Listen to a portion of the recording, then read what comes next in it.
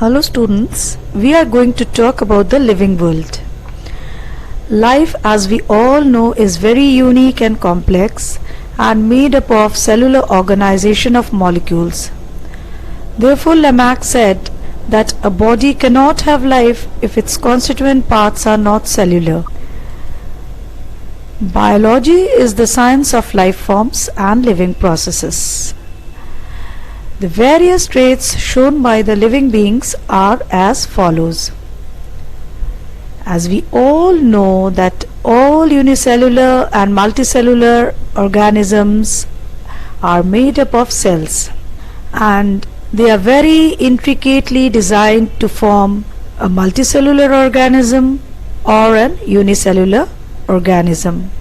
Basically, what is the cell made up of? It's the protoplasm, or more commonly known as the living matter. Now we all know that living beings, they have a definite shape, and to form this definite shape, what we need various components to come together. They have to cooperate with each other, coordinate with each other to form the whole body. We also require energy to move this body. You all know that to study we need energy, to eat the food we need energy, to perform various kinds of activities we need energy. So, energy requirement is another trait of the living body. Have you ever heard of the word homeo? Homeo means similar, congenial. Now, within the body, internal environment should have a congenial atmosphere or environment for all its organs to move and work in a coordinated manner. We know that every living organism has an internal environment which is suitable for the functioning of its internal organs, and all the living beings, they move in the external environment. But in the case of multicellular organisms, we find there is no interference between the internal as well as the external environment. Growth. Now, living things, they grow from a single cell to a multicellular organisms. So everybody knows that living organisms, they grow and they increase in the mass and the cell number, and they grow huge like an elephant or an amoeba, which is an unicellular organism that also grows through cell division and produces its progeny. Now, even plants grow. Where do they grow? At the apical part, which is known as the meristematic part. The plants grow through the meristematic tissue at their apical part. Can you see this puppy? Such a sweet one, then maturing and then growing into an adult. Therefore, growth is an irreversible process in the life of living beings, whether unicellular or multicellular or plants. Then coming to reproduction. We all know that living beings reproduce. Why? Because they produce their progeny which look similar to their parents. Reproduction means producing progeny with features more or less similar to that of the parents. Now, do you know that plants and animals, they reproduce? Plants reproduce both sexually as well as asexually. Animals reproduce sexually. Even the unicellular organisms reproduce to produce their daughter cells. See, in the case of amoeba, it reproduces by binary fission to produce two daughter cells. Reproduction is again an unique feature of the living beings to produce the progeny of the similar kinds, although they might vary from their parents. Metabolism. All living beings, they show metabolism. Metabolism is defined as the sum total of chemical reactions which are taking place inside the body of an organism. Now metabolisms are of two kinds, that is anabolism and catabolism. They together produce metabolism. Anabolism is the constructive process that is taking place within the body, and catabolism is the destructive process which is taking place within the body. Do you know growth takes place only when anabolism, that is the constructive process, is more, overruling the destructive process. Therefore metabolism is again a very important part of a healthy living organism. That is how one grows, then grows old, because of the cellular processes taking place even at the molecular level. What is consciousness? We have all heard the word conscious, but what is it actually? All living beings, you have must seen, they respond to the external stimuli, and this stimuli can be in the form of physical, chemical or biological. We have nose to smell, eyes to see, ears to hear, and that is how we perceive the things which are going on at the external level, and that is how we can perceive the external stimuli. Do you think plants also do so? Plants also respond to external stimuli, but in case of plants, the external stimuli are in the form of light, water, temperature and pollutants. Living beings also move, especially animals. That's why they are said to be in locomotion. Locomotion means to move. That is, they can move from one place to another. Living beings vary from each other. One plant varies from the other, one flower varies from the other, you vary from your siblings or your parents. So everybody varies. That is how one can be recognized from the other. The variation again is a very important part of the living beings. Coming to adaptations. Now living things, they often inherit variations or they change their forms in the form of mutations, and their functions and the behaviors which help them to adapt to the environment. This is known as adaptation. Have you ever seen that animals adapt to their surroundings? Say giraffe. Previously it was known that giraffe didn't have a long neck, but gradually when the giraffe ate away all the leaves that were at the lower level, then it started to lengthen its neck. As a result, with evolution, the giraffe's neck was long. It is also said that human beings were once upon a time monkeys, and they adapted to various environmental conditions and became human beings. The living world is very diverse. Currently it is known that about 1.7 million species of animals and plants have been given scientific names, and there are about 1.2 million animals and 0.5 million plants. Amongst the animals, insects form the largest group with around 10,25,000 of species. Existing living species are the outcome of about 3.5 billion years of evolutionary process on this life Earth.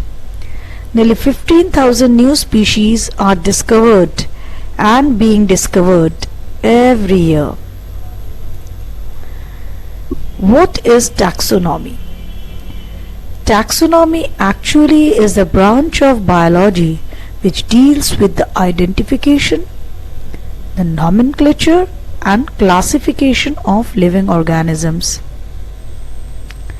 It deals with the rules and principles of classification. The term taxonomy was coined by A.P. de Candolle, and Carolus Linnaeus is considered as the father of taxonomy. What is systematics? It is the study of diversity of organisms, including their comparative and evolutionary relationship. The word systematics was first used by Carolus Linnaeus. Now we come to history of classification. Our Vedic literature recorded around 740 plants and 250 animals. Sushruta Samhita classified all substances into immobile and mobile. That is, immobile are the plants and the mobile are the animals. Parasara grouped the flowering plants, that is the angiosperms, into the dicotyledons and the monocotyledons. Hippocrates and Aristotle, they divided animals into four major groups. They were the insects, the birds, the fish and the whales. And Plato classified plants on the basis of their habit form, the texture, into four categories: trees, shrubs, undershrubs and the herbs. Carolus Linnaeus was referred to as the father of taxonomy, as we have already mentioned, and he had published Systema Naturae. He classified plants on the basis of sexual characteristics, and he also introduced the binomial nomenclature for plants and animals. Genera Plantarum was written by Bentham and Hooker in 3 volumes. Now, there is a question which had appeared in AIMS entrance examination 1994, that General Plantarum was written by which author? The correct answer is Bentham and Hooker.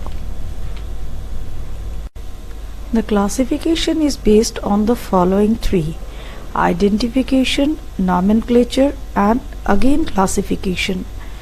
Now, what is identification?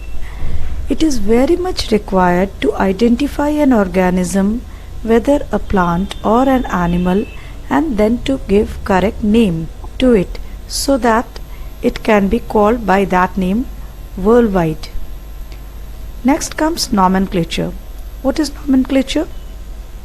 There is a need to standardize the naming of living organisms such that a particular organism is known by the same name all over the world. Nomenclature can be done in the following ways. Vernacular name. Vernacular means native language or the local language. It varies from place to place, and especially in country like ours, there are various names for a particular organism or a plant in different parts of this country. Common names are also similar, they vary from place to place.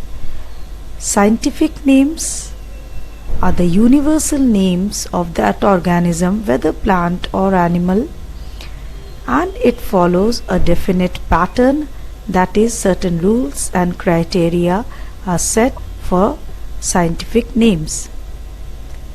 Polynomial nomenclature.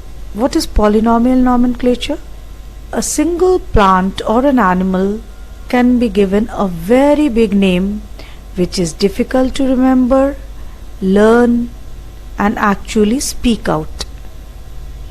Trinomial nomenclature is giving 3 names to a single organism.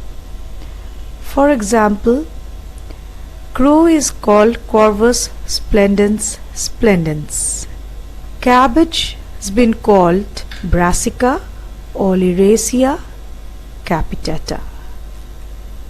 So these kind of nomenclature, polynomial, trinomial, they are difficult to pronounce, difficult to remember.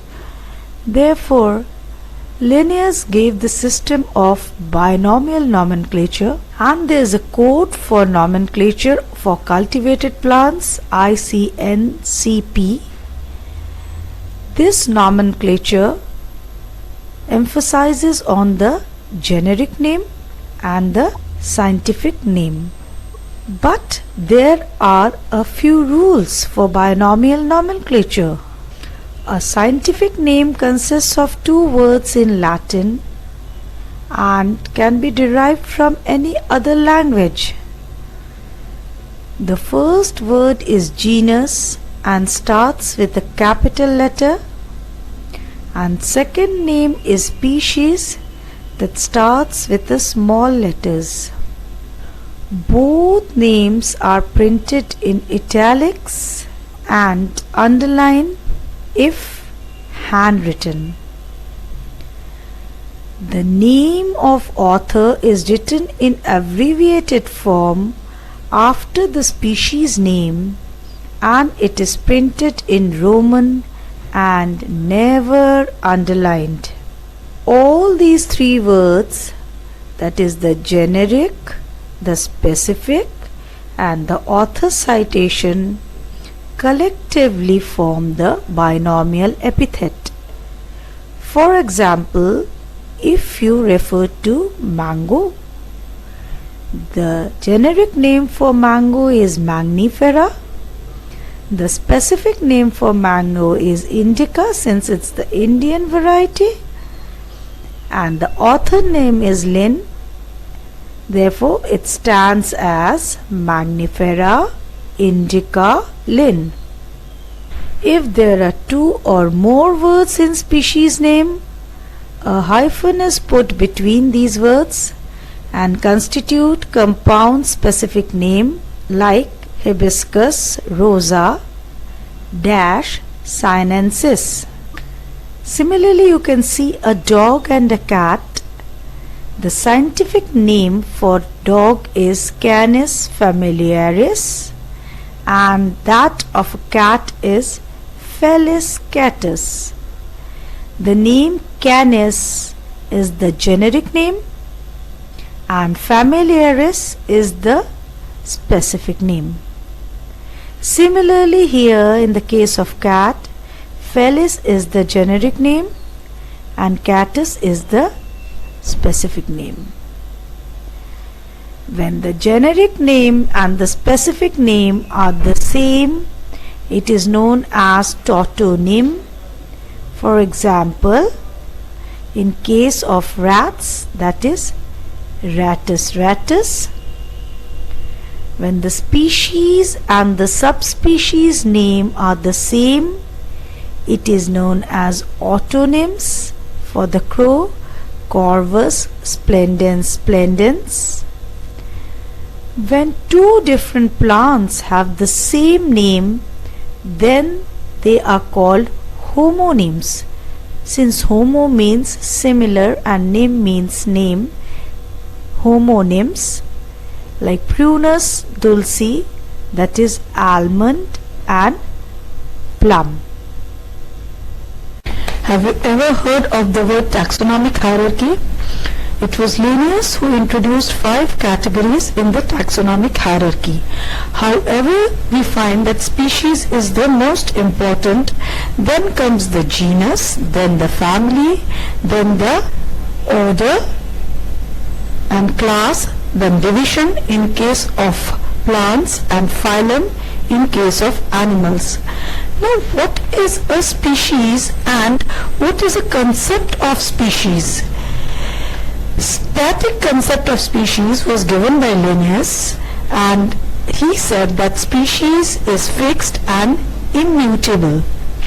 And the dynamic concept of species was given by Lamarck, who said that species is mutable and dynamic. It is only on the basis of species that the animals are categorized, and species is the fundamental unit of classification, which was also given by Ernst Mayr. Therefore, a species is a group of organisms which are closely related structurally as well as functionally, sharing a common gene pool which can interbreed freely and produce fertile offsprings in a natural environment. Now children, do you know what are taxonomical aids? There are various kinds of taxonomical aids. What do they do? The information they provide to store the species for future use.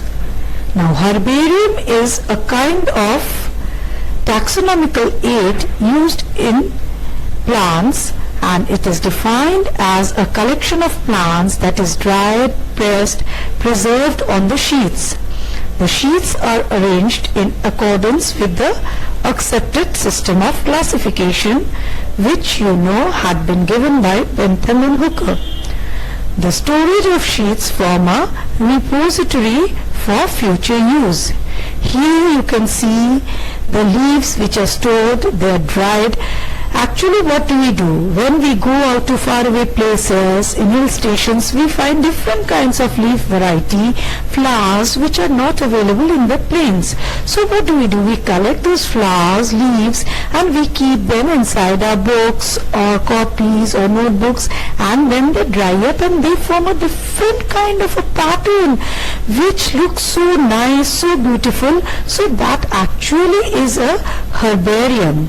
You can see there are various techniques involved in the herbarium.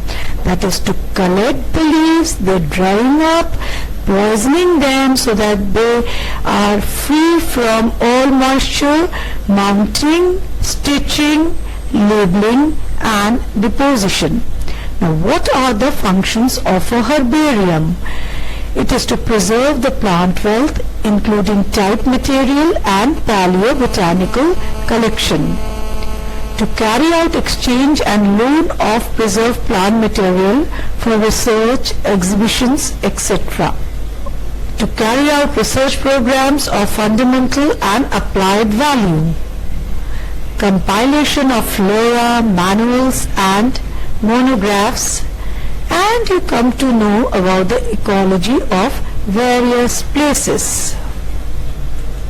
Next comes the botanical gardens. Botanical gardens are collections of living plants maintained for reference. From the time of Theophrastus, around 380 to 287 BC, gardens have contributed to the science of botany. Hanging gardens of Babylon are amongst the wonders of the ancient world. The functions of a botanical garden are: provide records of local flora for monographic work, provide facilities for collections of living plant material for biosystematic studies, supply seeds and material for botanical investigations. Botanical gardens have an aesthetic appeal and attracts a large number of visitors for conservation and general plant diversity. This is a botanical garden in Uttakamand. Coming to the museums. What are museums? They have collections of preserved plants and animals for the study and reference. These are prepared to preserve algae, fungi, mosses, ferns and parts of gymnosperms, since they cannot be kept in the herbaria. Some important museums are Natural History Museum, London, United States National Museum, Washington. What are keys? The scheme for identification of plants and animals is known as a key. These are based on the contrasting characters. Being analytical in nature, these are generally of two types: indented or yoked key and bracketed key. Again, there was a question in the year 2004 AIMS entrance examination: which of the following is correctly matched regarding an institute and its location? National Institute of Virology, Pune, National Institute of Communicable Diseases, Lucknow, Central Drug Research Institute, Kasauli, and National Institute of Nutrition, Mumbai. So the correct answer is National Institute of Virology, Pune. Biological classification. Since the dawn of civilization, there have been many attempts to classify living organisms. Previously, it was done not using any scientific criteria, but on the basis of one's own needs, that is for food, shelter, and clothing. Aristotle was the earliest scientist who was the first one to classify plants and animals based on their characteristics. 4 proposed theories have been put forward for classification. The first one is the two-kingdom system of classification as put forward by Carolus Linnaeus. According to him, 2 major kingdoms are there, that is kingdom Plantae and kingdom Animalia. All living beings have been put under kingdom Plantae and kingdom Animalia by Carolus Linnaeus in his two-kingdom system of classification. He said that plants possess a cell wall, they are not able to move, they do not eat, they do not respond to external stimuli, and they do not have a contractile system. In an entrance examination of AIIMS, it was asked whether Euglena has been put under plants or animals. Euglena possesses chlorophyll, hence its nutrition is autotrophic. It also has flagella, which makes it animal-like. However, Euglena has been put under plants.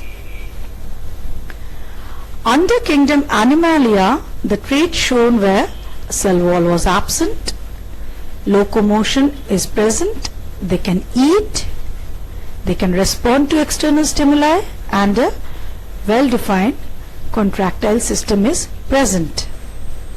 However, Carolus Linnaeus' system of two-kingdom classification had certain demerits. Tunicates have cellulose and branching pattern like the plants.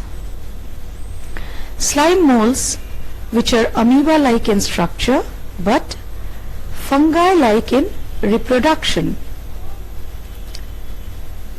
The unicellular and the multicellular organisms were put under one group. Bacteria was also considered as plants. Viruses and lichens could not be categorized because of their peculiar nature. Fungi were put under the plants in spite of the fact that they lack cellulose, chlorophyll, and a well-defined cell wall. The eukaryotes were put together along with the prokaryotes. The unicellular plants, that is the diatoms and the dinoflagellates, and the protozoans resemble each other and reproduce by binary fission. They have similar structural organization but were put separately. Next comes the three-kingdom system of classification. The three-kingdom system of classification was proposed by Haeckel. He said that all unicellular organisms were put under kingdom Protista, besides the kingdoms Plantae and Animalia.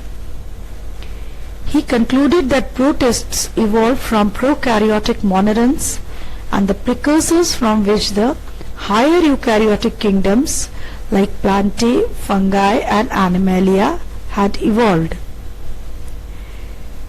To the protist he attributed special features That is, the cellular organization possesses nucleus, mitochondria, endoplasmic reticulum, Golgi bodies, and some of the organizations also had plastids.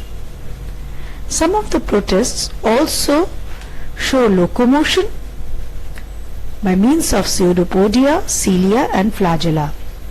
According to Haeckel, these protists also exhibited diverse form of nutrition, that is, they were heterotrophs, they were saprophytes, they were parasitic and photosynthetic. However, there were certain demerits of the three kingdom system of classification too. The acellular and the multicellular organisms had been put together in protozoa. Bacteria and fungi had been grouped with unrelated organisms. Next comes Copeland's four kingdom system of classification. He put forward four major groups under his system of classification. They were the Monera, the Protista, the Metaphyta and the Metazoa. He suggested that monerans were mycota, which included all prokaryotes and archaebacteria. They do not possess nucleus and membrane-bound organelle, the mode of nutrition being chemosynthetic. Some monerans are autotrophs, that is, they prepare their own food by reducing carbon dioxide using either light energy. These monerans are known as photoautotrophs, or chemical energy, the chemoautotrophs. Some of the monerans are also heterotrophs in their mode of nutrition, that is, they lead a parasitic or saprotrophic mode of nutrition. All monerans do not possess cell wall, but exceptions are always there. Mycoplasma is such a moneran which has a rigid cell wall. The five kingdom system of classification. According to the five kingdom system of classification, five major groups have been put: Monera, Protista, plants, animals and fungi. It was proposed by Robert H. Whittaker in 1969. It is a phylogenetic system based on the following criteria: complexity of cell structure, that is, whether the cellular organization is prokaryotic or eukaryotic; mode of nutrition, which plays a major role in the classification system, that is, whether the organisms are autotrophic or heterotrophic in their mode of nutrition. Autotrophic is whether they prepare their own food. Heterotrophic is whether they are parasitic or saprozoic. Complexity of body organization, whether the animal is multicellular or unicellular, and major ecological role, that is, whether they are producers, consumers or decomposers. Kingdom Monera. The kingdom Monera includes all prokaryotes which are autotrophic and heterotrophic in their mode of nutrition. Kingdom Protista. It includes all eukaryotes which are unicellular but autotrophic and heterotrophic in their mode of nutrition. These are familiar organisms: amoeba, paramecium, euglena. They are all unicellular. Kingdom Fungi. It includes eukaryotic organisms which are multicellular, heterotrophic in the mode of nutrition. The nutrition is absorptive and these fungi are spore producing. Kingdom Plantae or Metaphyta. It includes all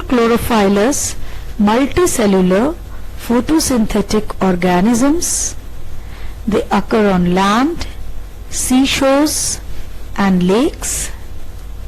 The nutrition is holophytic, include red-brown algae, green algae and ferns. Kingdom Animalia, they are multicellular, holozoic or phagotrophic eukaryotes, also known as the metazoa. Starting from invertebrates and vertebrates have been put under this group. They include sponges, the cnidarians, the mollusks, the arthropods, the insects, the echinoderms, the amphibians, the reptiles, the birds and the mammals. There were certain merits and demerits of the 5 kingdom classification. Most accepted system of modern classification is the 5 kingdom system of classification put forward by Whittaker because of its phylogenetic placing of different groups. Separation of prokaryotes into an independent kingdom is justifiable because they differ from all other organisms in their general organization. Much coherence has been seen in the kingdom Plantae since the bacteria, the fungi and other algae forms have been excluded from it. The 5 kingdom classification gives a very clear indication of cellular organization and modes of nutrition, the characters which appear very early in the evolution of life. Coming to the demerits. The 5 kingdom classification has certain drawbacks, particularly with reference to the lower forms of life. Multicellular green algae cannot be phylogenetically separated from unicellular algae. Therefore, unicellular Chlamydomonas is placed in the kingdom Plantae rather than Protista. Viruses and lichens do not find any place. Red and green algae are not related to any other member of kingdom Plantae. Coming to the 6th kingdom system of classification. Here you can see there are 6 groups. Eubacteria, which is unicellular and prokaryotic. Archaebacteria, which is unicellular and prokaryotic. Protista, which is eukaryotic, unicellular or multicellular as well. Plantae, which are multicellular